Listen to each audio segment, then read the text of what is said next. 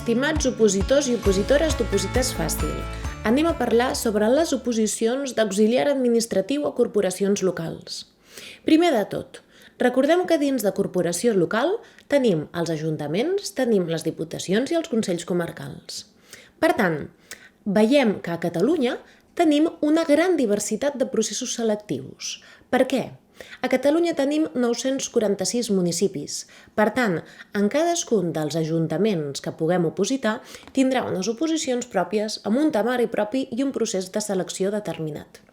Per altra banda, tenim 4 províncies, per tant tindrem 4 diputacions. I de la mateixa forma, cada diputació farà un procés de selectiu concret. Per tant, tenim clar que cada ajuntament i cada diputació podrà adaptar el procés de selecció a les seves necessitats. El temari s'assembla bastant de tots els ajuntaments i diputacions, però no coincideix. Cadascun pot posar uns temes que consideri adient, temes concrets de municipi, temes de lleis que els hi puguin interessar més.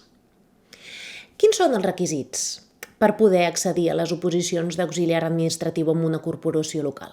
Doncs bé, primer de tot has de tenir la nacionalitat espanyola o d'algun país membre de la Unió Europea.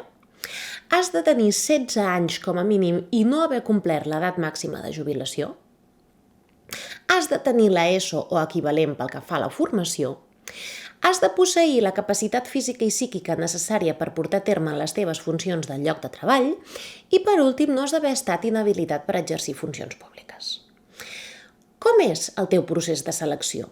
El teu procés de selecció acostuma a ser un concurs-oposició, és a dir, tenim dues fases. Primer de tot hi ha l'oposició i després hi ha el concurs. Pel que fa a l'oposició, poden haver-hi proves de diferents tipus. La que tindrem sempre o gairebé sempre serà prova de temari, que acostuma a ser tipus test.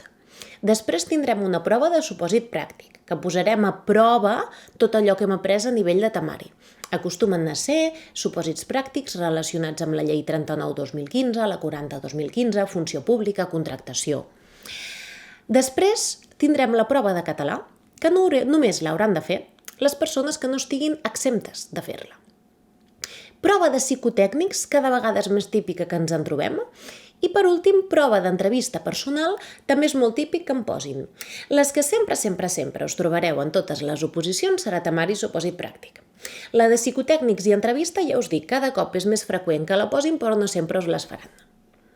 Després de l'oposició ve la fase de concurs. Aquesta fase de concurs és aquesta fase que ens avaluen els mèrits. I què són això dels mèrits? Doncs donar-nos punts per làctic, per exemple, o pels serveis prestats a administracions públiques, o per formació reglada que hem fet, o per cursos que hem pogut portar a terme.